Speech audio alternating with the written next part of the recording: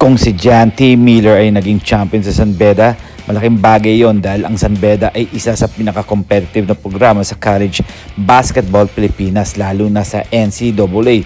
Posible ba siyang makapaglaro sa PBA, mga pare kayo? Oo, posible. Pero depende sa ilang factors, height at position. Sa PBA, malaga ang size kung siya ay nasa 6'4" pataas at versatile. Kayang maglaro inside at outside, mas advantage, di ba mga parkoy? Kung 6'2" pababa, kailangan elite ang skills, shooting at depensa at IQ.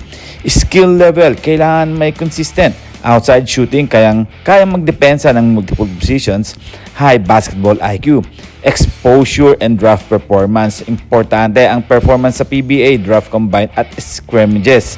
Well mga parkoy, conclusion ko lang to kung standout siya sa college at hindi lang role player, may chance siya na ma-draft. Pero kung system player lang, baka mahirapan unless may team na magtiwala sa development niya.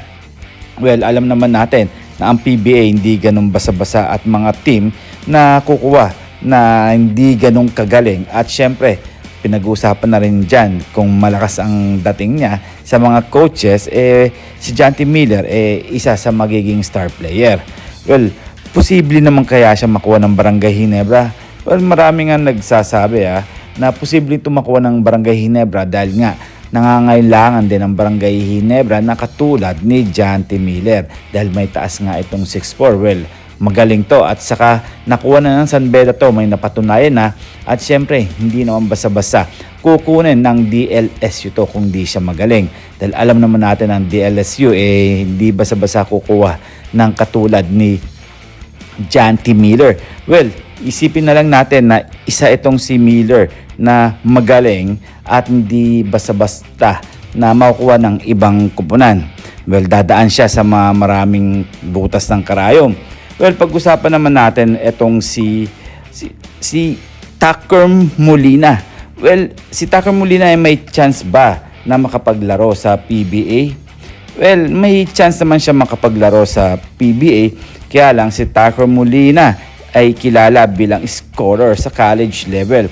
Makakapag PBA kaya siya? Well, question mark pa yan mga pare ko. Si Tucker kasi ay may chance lalo na kung consistent shooter siya, lalo na sa 3-point line.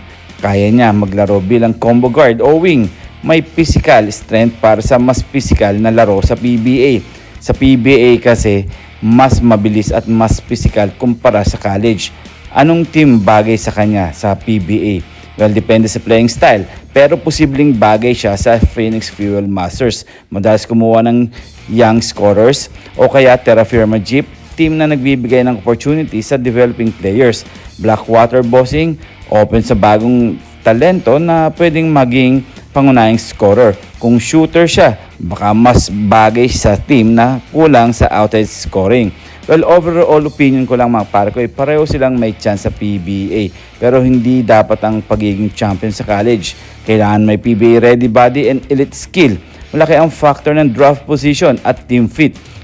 Kung gusto nyong malaman kung makapaglaro pa sa PBA, mga ilang taon pa para makuha to ng mga team sa PBA dahil ang Barangay Ginebra at SMB Magnolia Hotshots pati na rin ang TNT Katropa posibleng mag-agawan dito sa dalawang player na to, dalawang Phil-Am na talagang elite maglaro pagdating sa labas.